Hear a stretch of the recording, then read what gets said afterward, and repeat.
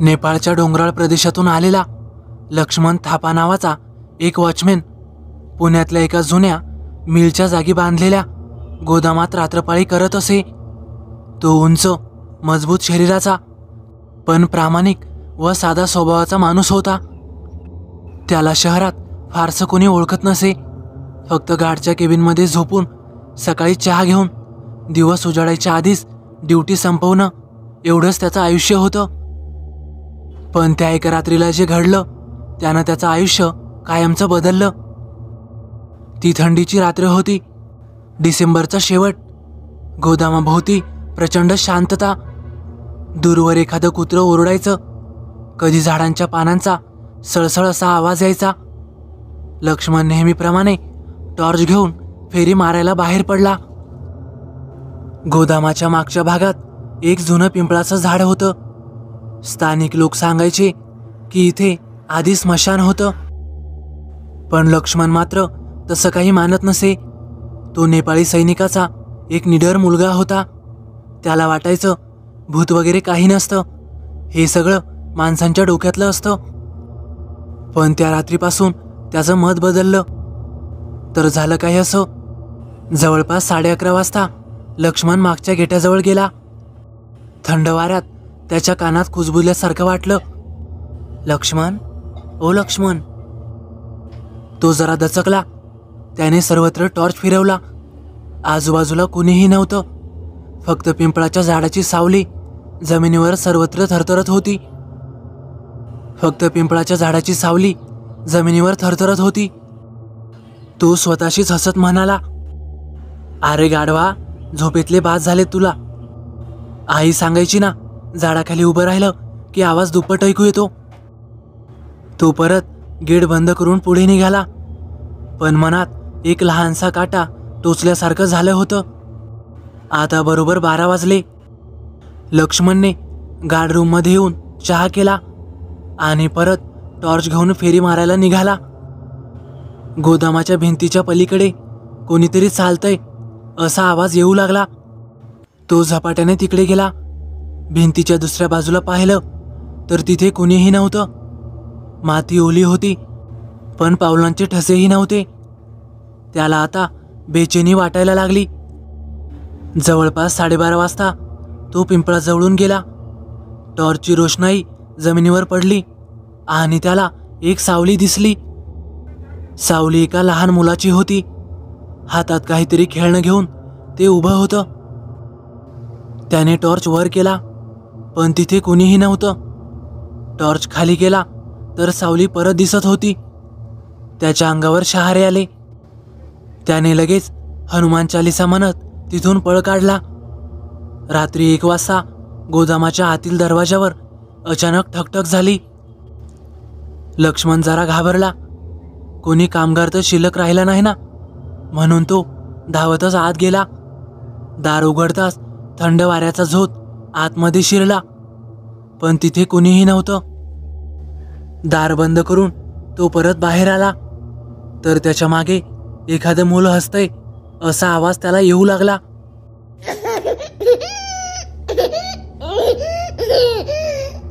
लक्ष्मणने हळूवार टॉर्च फिरवला। झाडाखाली एक लहान मुलगा उभा होता। पांढरट चेहरा, मोठे मोठे काळीभोर डोळे आणि हातात तुटक बाहुली। लक्ष्मण भीतीने थिजून गेला। तो मुलगा त्याच्याकडे बघतच म्हणाला, तू इथे का बसलाय? तुला माहित नाही का हे माझं ठिकाण आहे? लक्ष्मण प्रचंड घाबरला आणि त्याने तिथून पळ काढला। गार्ड रूममध्ये शिरून दार लावून घेतलं। अंग घामाने ओलं झालं होतं। त्याने धडधडत्या हृदयाने देवाची माळ हातात घेतली। बाहेर मात्र पावलांचा आवाज थांबला नव्हता। जणू कोणीतरी गोदामाभोवती धावतंय। लक्ष्मण प्रचंड थरथरत होता। त्याच्या अंगातून घामाचे लोटकालोट वाहत होते। सकाळी मालक आल्यावर लक्ष्मणने सगळं काही त्यांना सांगितलं।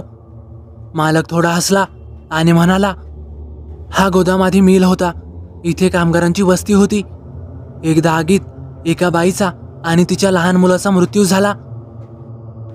काही लोक म्हणतात त्या मुलाचा आत्मा अजूनही इथेच फिरतोय। लक्ष्मणच्या अंगावर मात्र आता काटे उभे राहिले. तो आता नोकरी सोडून जायचा विचार करू लागला. पण त्याला नोकरीची गरज होती, म्हणून दुसऱ्या दिवशी पुन्हा तो ड्युटीवर आला. त्या रात्री नेहमीपेक्षा जास्त शांतता होती. आज सर्व काही सामान्य वाटू लागलं.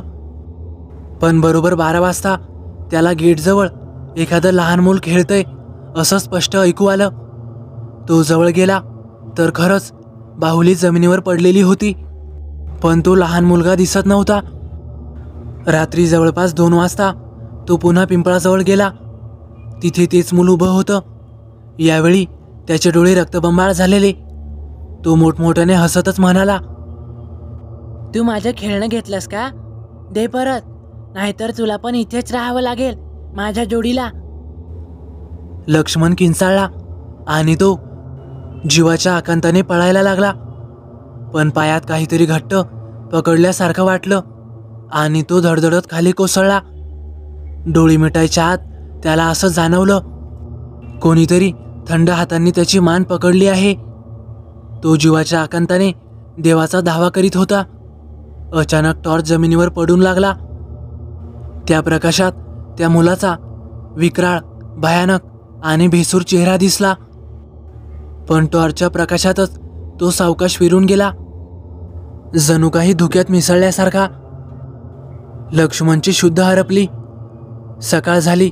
आजूबाजूला लोक जमा झाले होते. लक्ष्मण लोकांना त्या पिंपळाच्या झाडाजवळ बेशुद्ध अवस्थेत सापडला होता. त्याच्या हातातली माळ तुटलेली होती आणि जमिनीवर तीच बाहुली पडलेली होती. त्या दिवसानंतर मात्र लक्ष्मणने ती नोकरी सोडून दिली. आजही तो सांगतो, भूतं खरंच असतात आणि सर्वात भीतीदायक असतं ते जे मूल कधीच मोठं होऊ शकत नाही.